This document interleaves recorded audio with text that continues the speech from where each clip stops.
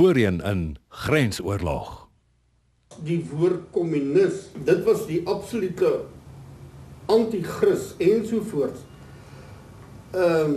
Maar dit is wat my geïnspireer het en gemotiveer het om te veg vir my land, jy weet. Ek het altyd vir myself gesê, ek sal vir my land veg.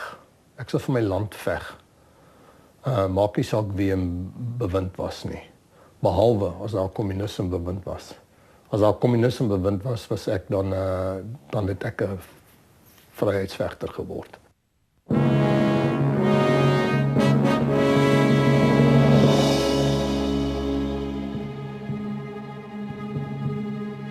Vanaf die laat 60s was daar 'n rus onder elke bed in Suid-Afrika.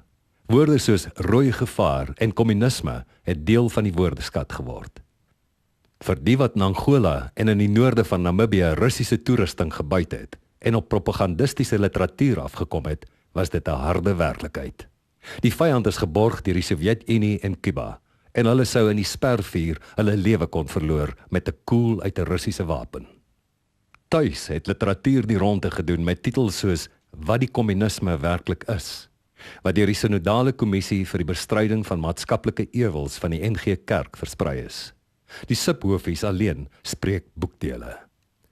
Onskuldige voorkoms van die kommunisme, aanwakkering van klassehaat en klassestryd, revolusie die hoofdoel, swart republiek, vernietigingsdrang. Op 'n ligter noot het menige troepie sy ledige ure verwyl met verhale soos Tessa en Grensvegter, waar die skurke kommuniste, Russiese agente en Kubane was. Natal 1979. Rocco de Wet, bekend as die Grensvegter en Karen Berkeman, wat soms werk as spion doen, ontspan. Hulle ken mekaar al 2 jaar lank. Soms is die gesprek lig, ander kere ernstiger soos nou. Dis waar, Rocco. Die Oos-Duitsers begin hulle sterk vestig in sekere swart state. Ek weet, ek het baie met hulle te doen gehad. Hulle is baie gevaarliker as die Kubane. Slimmer, gedigter, sommer net alles. Natuurlik, Moskou weet hoe om sy kaarte te speel. Kuba se bydra tot ondermyning in Afrika het sy perk bereik. Nou moet Rusland 'n ander pion gebruik. In die geval is dit Oos-Duitsland. Kom sit, Rocco. Ons het mekaar lanklaas gesien. En hier, ons is alleen. Kom dans, Rocco. Hierdie aand is onsin. Graag. En jy moet my beloof. Wat? As dit swaar met jou gaan in Angola, dink aan my. Dink aan hierdie aand. Onthou, daar is iemand wat ook aan jou dink. Verlang. Vir jou bid. Dit beloof ek, want is maklik. O, Rocco, jy moet veilig terugkeer. Jy moenie so baie waag nie. Beloof jy dit ook? Ek is nooit onversigtig nie. Ou Suid-Afrika sou verstom gewees het om te weet dat hulle eertydse vyand net so lekker aan die anti-kommunistiese sentimente gelees het. Nou dat die strydbuil begrawe is, lag die Namibiese minister van verdediging Charles Namolo self daaroor.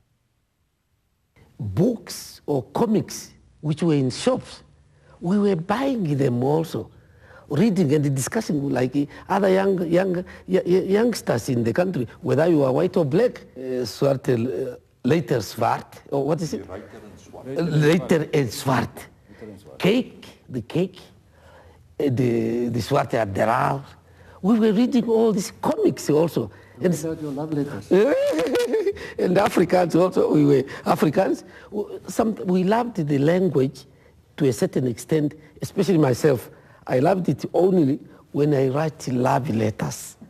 My liefling, my dear bar, and so forth. When we were writing love letters to our girlfriends, it's all in Afrikaans. We wouldn't write the love letters in English. No, we didn't like them. The wording, maybe only one sentence and then into Afrikaans. You see, it was very sweet. It's a sweet love language, I can say. But we came to hate the language because of their attitudes towards us. We said, if it's their language and they don't like us, then we hate it. Haat het ingetree en vir jare vlak gelê aan albei kante. Suid-Afrikaners het SWAPO gesien as marionette van die kommunisme. Ons sal in Suid-Afrika Suid-Afrika, en Suid-Afrika, ons moet staan en sterk maak om teen hierdie gedigte vyand van ons, naamlik die kommuniste, van al die Russiese ekspansionisme te veg. En ons moes dit keer.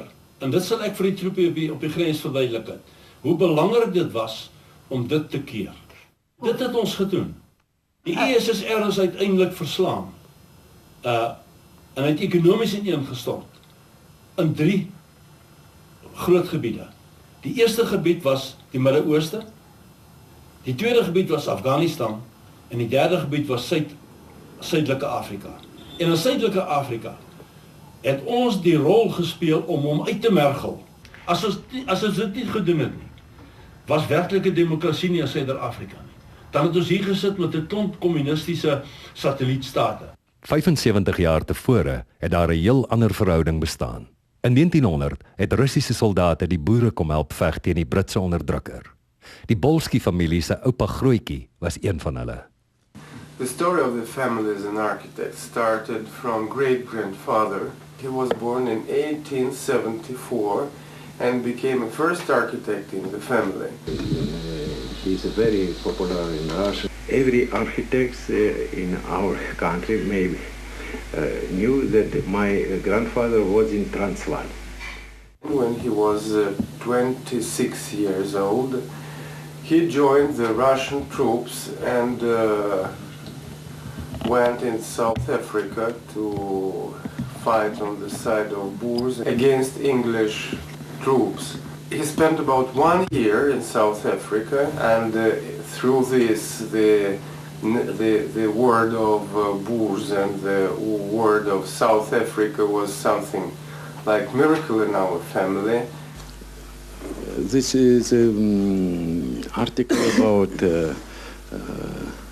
Англо-Бурская война и воспоминания русского волонтера. Так.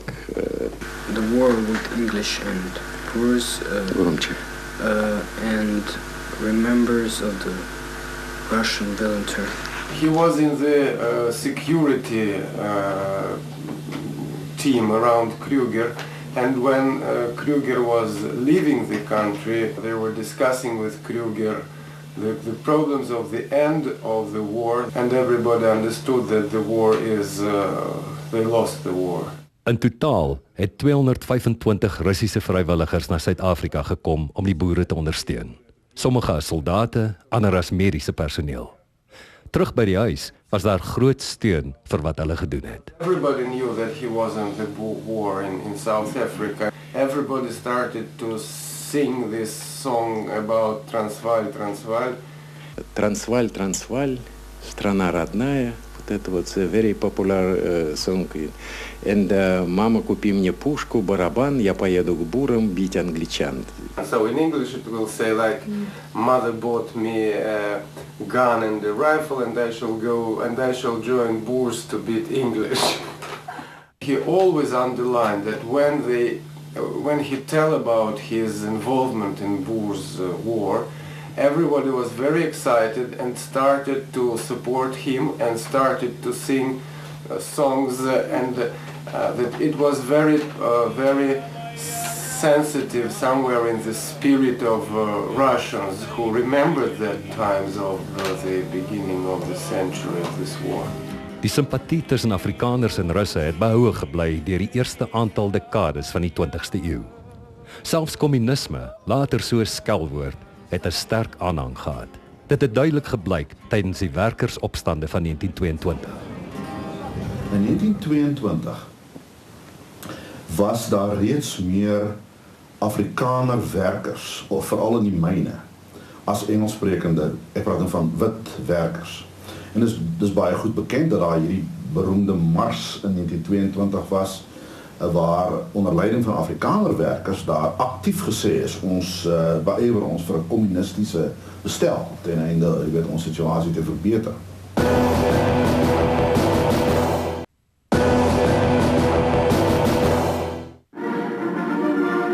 In die Tweede Wêreldoorlog veg Suid-Afrikaanse soldate saam met die Sowjetunie, Brittanje en ander geallieerdes teen Hitler se Duitsland. Gewone lede van die publiek organiseer aksies soos om bloed te skenk, spesifiek vir die Russiese soldate. Maar 'n groot groep mense, veral Afrikaners, voel baie sterk teen samewerking met die Britte, wat hulle steeds sien as die vyand van 'n kort 40 jaar tevore. Ons moet een ding onthou van die 40er jare. Stalin en die Russe het saam met die geallieerdes geveg teen Hitler, né? En daar was onder Afrikaners 'n geweldige groot simpatie gewees met Hitler, omdat hy 'n vyand was van die Engelse. Dit was daai standpunt van my enemy's enemy is my friend. Verder is interessant dat in 1950 is die wet op die onderdrukking van kommunisme ook aanvaar. So wat gebeur het is dat daar is 'n duidelike alliansie aangegaan tussen Afrikaner nasionalisme, Christendom en kapitalisme.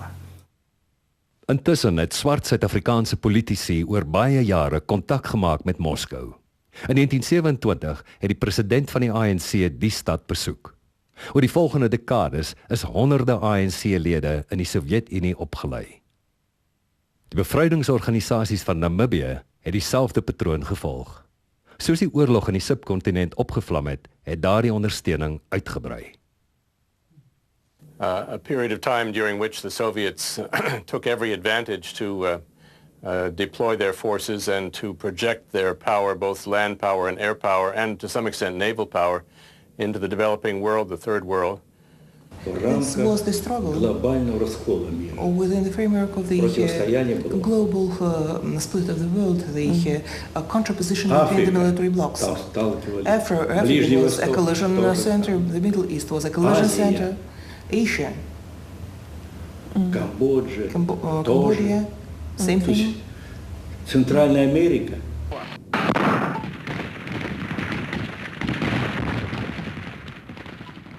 Hierdie internasionale magskaakspel sou die lewe van duisende gewone troepe in Rusland, Suid-Afrika, Kuba, Angola en Namibië oor die volgende paar dekades vir altyd verander. Die wat deur die geweerloop gekyk het, kon nie altyd die groter prentjie sien nie. SWAPO het destyds naburige Afrika-state as afspringplekke en basisse gebruik om aanvalle te loods in Namibië. In die Angolese kookpot was daar 3 ander guerrilla-bewegings in aksie.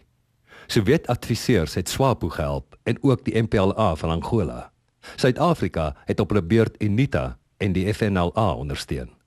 Russiese soldate is as adviseurs in Angola ontplooi vanaf die mid-70s tot die laat 80s. Because if not we, Americans could be there. That is all. Because practically all the time the great states, great powers, yes, they have their own conflict between each other. Anyway, war is war. It was big politics. This is what was used by the South Africans, that those are communists. They are surrogates of the Russians, surrogates of the China, surrogates of communists, what, everything, just to discredit our endeavor to liberate ourselves. And it is not that we wanted only to go to the communist or socialist countries, because they were willing to help us. If you can't help us, we'll go to those who are willing to help us. Speaking about the puppet, white puppet, we were soldiers. And South Africans were also soldiers. We were a military part of that politics, instrument of that politics. Dit was nie net soldate wat 'n instrument van die politiek was nie. At that time Angola was supported by the Soviet Union, and it got all the armament, practically all the armament from the Soviet Union and of course from the socialist countries. I saw the armament from German Democratic Republic, from Bulgaria, from Czechoslovakia. But at the same time, when we fought against the UNITA and South Africa, we captured, for example, in their bases, for example, after the battles, we captured Chinese, Israel, And American, of course, Belgian rifles and machine guns and so on, so everything. Die wapens is eenvoudig afgelewer en gebruik. Die soldate moes na hulle self omsien. The Soviets had to report to the high command, and the high command told her, listen, you need to stay there, you must stay there with Angolan troops, but take care of your security. In what way to take care of our security, we didn't know, but take care of your security, but you just stay with the Angolan troops. Sekuriteit in 'n oorlogsone, soos wat Angola destyds was maar 'n relatiewe begrip. Om gewond of in hegtenis geneem te word, 'n daaglikse moontlikheid. Tydens operasie Protea in 1981 het die inhegtenisname van 'n Russiese sergeant-majoor opslag gemaak. Dit is hoe die SAW dit gerapporteer het. Hy het terugbeweeg na die peloton toe om aan te sluit by hulle en om te onttrek na sy tydelike basis toe. En tydens die terugbeweging is daar op hulle gevuur vanaf skuins agter hulle. Hulle het omgedraai en die vuur beantwoord en op die daaropvolgende deursoeking het hulle toe hierdie lewendige rus plus die dooies daar gekry. Volgens die Instituut van Afrika Studies in Moskou boer Nikolai vandag op die Russiese platteland. If I didn't want to go to Africa, or anybody of my friends who didn't want to go to Africa, they could have written a report, I don't want to go. And he would not go. That's it. Problem is solved. We have to understand any military is an instrument which sometimes participate in combat actions. We cannot escape that. And if a parent of South African soldier who has died while fighting Namibians trained by me, I would have answered, I think, the same way. He's a soldier. Soldiers are dying sometimes in battle. What to do? We are paid for that. We were taught and we were instructed to help our brothers in order to gain their independence, in order to have their country flourishing and so on, in order to repel all the attacks of the international imperialism and so on. Namibians, people who lived there thousands of years, they wanted to live there the way they wanted. They have their right to struggle for the way they wanted to live. Many of them really wanted to get this help from us, you see, and so, as you say, I identify myself with those purposes. Of course, we are identified.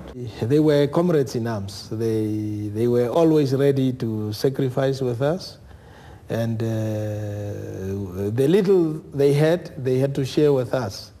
So they were real comrades, and they will teach you how to survive under very difficult circumstances. They have the right to apply to anybody to help them to be trained. If it didn't come there to train them, definitely the vacuum would be filled by somebody else who is more bloodthirsty than the Soviet officer.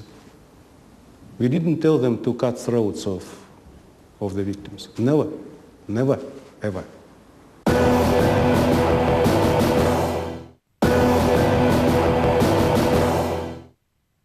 Dit was nie aldag maklik vir die Russiese adviseurs om aan te pas by wat hulle in die veld in Angola ondervind het nie. I don't want to offend Angolan soldiers now.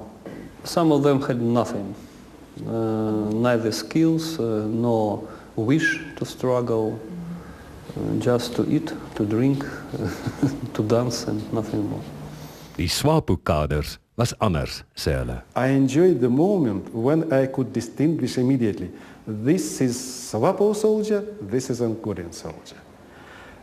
A SWAPO soldier, when he was walking through the streets of Lubango, maybe in old uniform, maybe, but it is always nicely washed. It is always pressed. Their shoes are polished, if not by that polisher, standard polisher, at least by the fat of meat he is eating, but it is polished. When Angolan soldiers sometimes would have one boot broken and never repaired, and never uniform is not pressed. Maar hoe het hulle die Suid-Afrikaanse soldate gesien?